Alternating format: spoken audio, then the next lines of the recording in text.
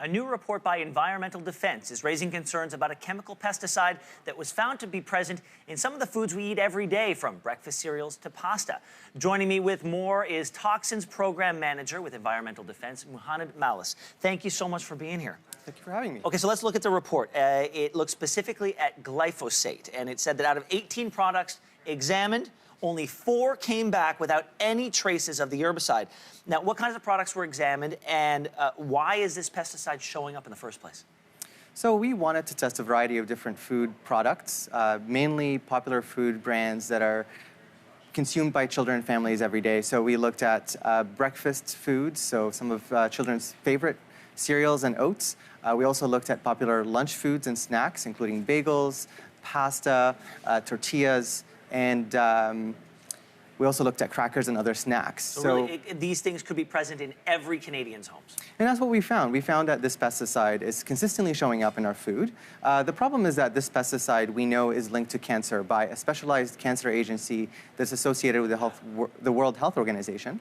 And in the US, we have thousands of court cases today that are about the risks and harms that exposure to this pesticide have posed to certain people. And through court proceedings, we know that there's a lot of evidence that the company that made this pesticide has downplayed its risk for many, many years. So that's a cause of concern. So I'm a big fan of best practices. I think we should always be on the lookout for what other regions of the world are doing, and can we apply those here, and does it make sense to do that here? The World Health Organization has declared that glyphosate is, quote, probably carcinogenic, and California has added to the registry of chemicals known to cause cancer, but here in Canada, Health Canada has deemed it safe. Now, the agency reported in 2017 that, quote, an evaluation of available scientific information found that products containing glyphosate do not present risk or of concern to human health or the environment when used according to the revised label directions. All right, so that's a lot of words, but they're essentially saying, yeah, it's in there,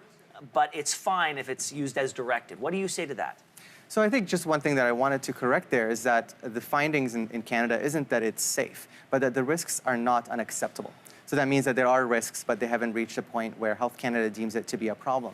But what we find as a concern is that the science that Health Canada looked at was done in collaboration with the U.S. Environmental Protection Agency, and we know that the U.S. Environmental Protection Agency worked very closely with the industry to make those conclusions. So there's some questions about how sound the science is. But to go back to the question about what other countries are doing, so Health Canada has just allowed its use for 15 more years.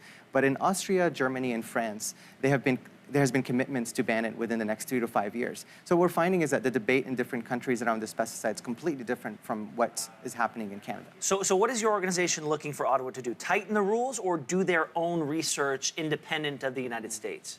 So what we would like to see is we would like to see a reform of the key laws that govern how toxic chemicals are regulated. So pesticides is an example. There's a law that governs how pesticides or decisions around pesticides are made. So we want to see better transparency. We want to see decisions based on sound science. But particularly with the case of glyphosate, we want Health Canada to reconsider that decision to allow it for 15 more years when the international community is moving in a different direction. Well, we should let our viewers know that we reached out to Health Canada for a response to your findings, and we did not receive an immediate reply. But to see the full report, you can visit yourmorning.ca. Mohamed, thank you so much for being here. We appreciate it. Thank you again for having me.